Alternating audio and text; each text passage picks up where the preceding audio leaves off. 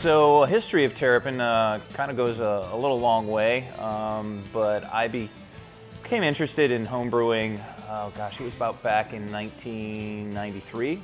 Really enjoyed it, won some competitions locally in the Atlanta area. So I figured, man, I can take this career and, possibility of making or taking a hobby and possibly making a career out of it. I came up with the name Terrapin. I used to follow the Grateful Dead a lot in college, and came up with the name Terrapin Station, or Terrapin Beer Company, after Terrapin Station, right? So Terrapin Station is one of their albums, so really liked it, and kind of played off that. And back in 2002, started Terrapin. So it was draft only, one product, which was rye pale ale. We sold draft only in Athens.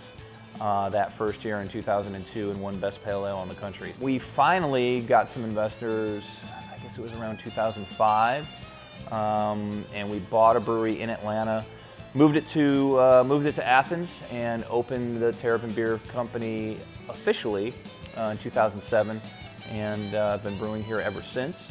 So we will be 16 years old this April. Expansion is pretty big around here. We just put in a new packaging line, which is pretty fantastic, and just looking forward for a big 2018.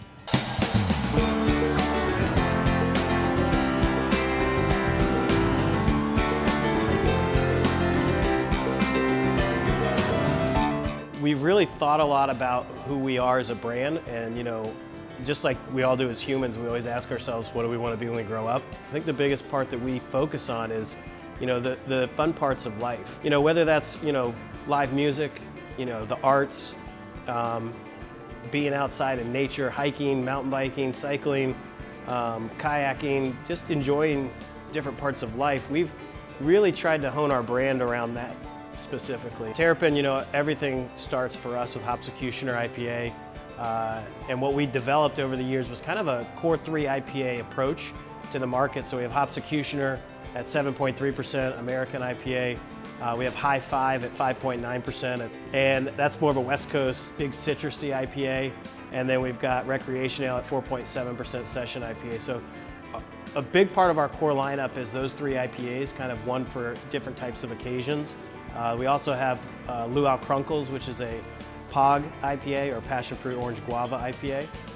That's moved into our year-round lineup this year, as well as adding Good to Goza, which is a traditional goza brewed with coriander and sea salt. And we also brew it with a little bit of grapefruit peel for just a little bit of a twist, but still keeping it as a standard goza. Those round out the core lineup for Terrapin. That's our major focus there. We've got some really great seasonal brands that we do. This year we introduced Beyond the Galaxy, which is a single hop IPA, 100% Galaxy hop from Australia in that beer. We also do Watermelon Goza in the summertime, and then Moohoo, which is our chocolate milk stout, which we've been doing for a number of years. Also Wake and Bake, I'd be remiss not to say anything about that. Wake and Bake has been a staple Terrapin beer for years. This year will be the 13th year of Wake and Bake's existence. It's a coffee oatmeal imperial stout. Working with Jittery Joe's Coffee, local roaster right up the street here in Athens, Georgia. They make the coffee that goes into that beer. Great partnership with those guys, and always excited when it's Wake and Bake season. Or it's always Wake and Bake season, isn't it?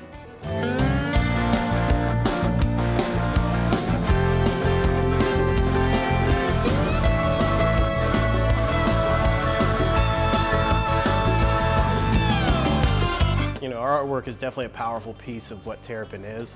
I think for us, we've always been a brand that's never tried to take ourselves too seriously. I mean, we're dealing with beer, which is a fun thing. It needs to be a fun thing as a part of your life. And so our artwork encompasses a lot of that. The connection with the Grateful Dead and the artists that we do work with, Richard Biffle and Chris Pinkerton, both amazing individuals. And I think the artwork just kind of captures the fun spirit of Terrapin. We also look at each artwork and each design that we do get as its own kind of album cover for each one of our brands, which I think is really exciting and fun.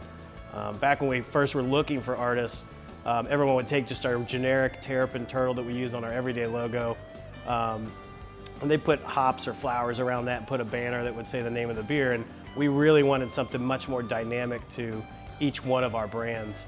We started off in Athens and then eventually moved into Atlanta. And then we filled out the state of Georgia. Then we filled in the states that connect to Georgia. And now we're in a total of 18 states, all East Coast, all the way from New Orleans up to Wisconsin and as far north as New Jersey now. 10th and Blake is the craft and import division of Miller Coors, and 10th and Blake's been a great division for us to work with. They do a lot of helping us to just nurture the brand and understand who we are. I think the greatest thing that 10th and Blake has done is let Terrapin be Terrapin. And they continue to do that. It's always a question of, is there issues that arise that we can help you with, but we still drive the ship on the brand, what we're doing with the brand, and where we want the brand to grow. It's been a great partnership. I think both sides have learned a lot through it, but they continue to let us be Terrapin. I think that's the most powerful thing.